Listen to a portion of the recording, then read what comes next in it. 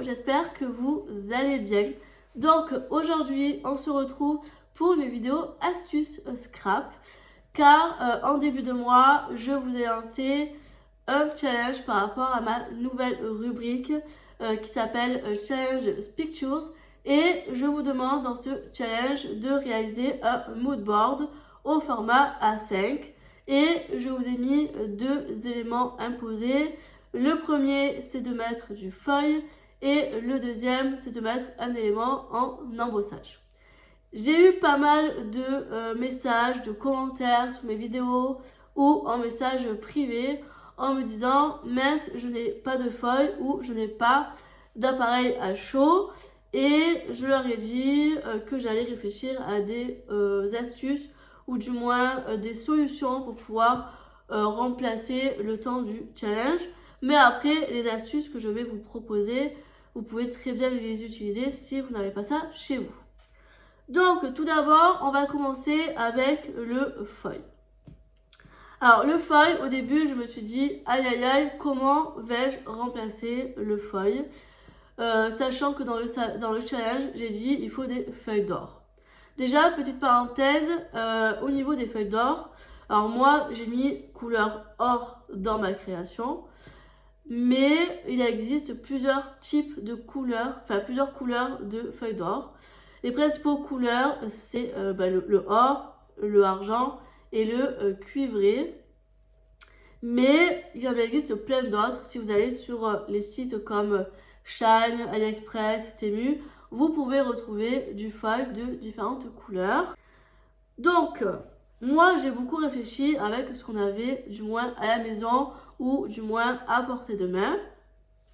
Et en fait, ça m'a fait tilt et j'ai dit mais si, il y a ça. Donc, je me suis dit qu'on pouvait remplacer le foil par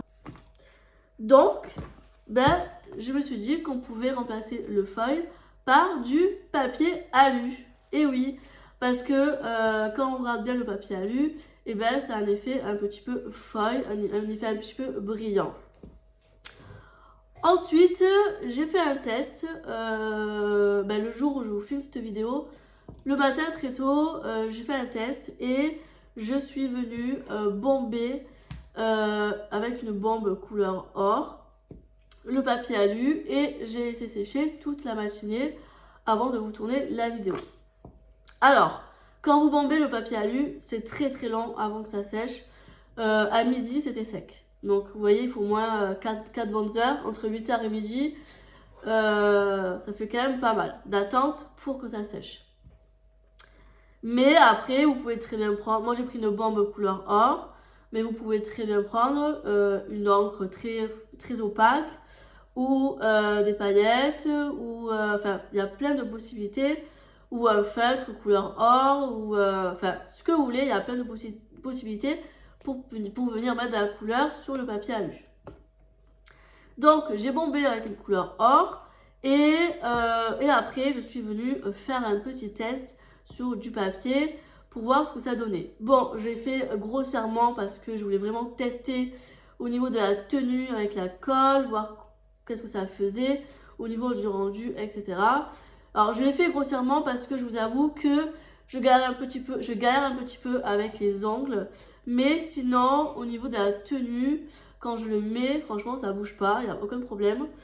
Après je pense que si vous prenez une colle glue, vous êtes sûr que là il n'y a aucun souci. Alors moi j'ai pris une colle blanche, alors ça tient bien, mais je pense qu'une colle glue ça devrait tenir encore mieux. Mais l'effet est là. Si vous mettez des petites touches par-ci par-là, je pense que vous avez un bel effet. Et franchement, c'est pas trop mal. Donc là, c'est la seule astuce que j'ai trouvée en rapport avec le foil et qui peut dépanner une personne qui n'a pas de foil chez elle et qui ne veut pas forcément en acheter. Et je pense que c'est un bon compromis pour pouvoir remplacer le temps de séance.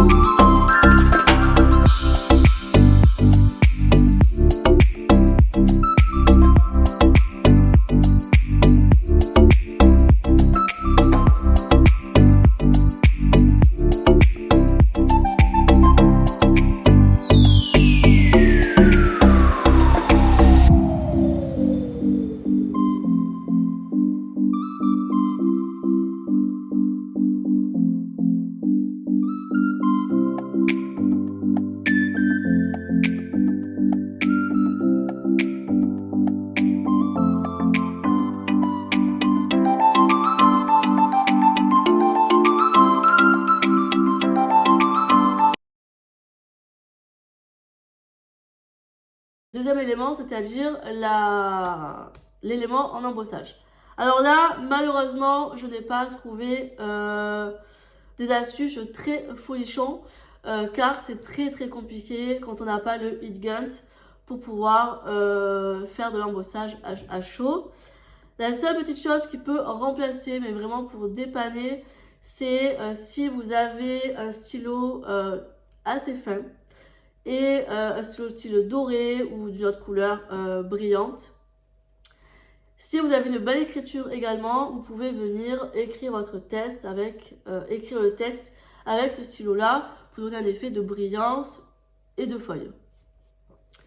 Ou alors, si vous êtes ultra équipé niveau matériel, si vous avez un ordinateur, une imprimante laser et la machine feuille, et du feuille forcément, vous pouvez très bien faire vos étiquettes sur l'application Canva et vous sortez ça à votre imprimante et ensuite vous mettez votre feuille sur votre papier qui est sorti de l'imprimante et vous mettez dans la machine feuille et là vous aurez un rendu comme si vous venez de faire un embossage à chaud.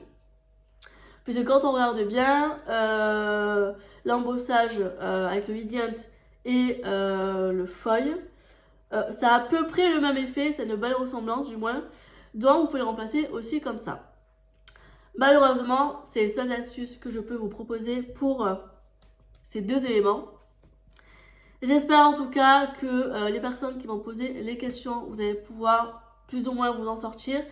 Mais après, ne vous inquiétez pas, je serai quand même assez indulgente sur... du moins très gentille par rapport au challenge.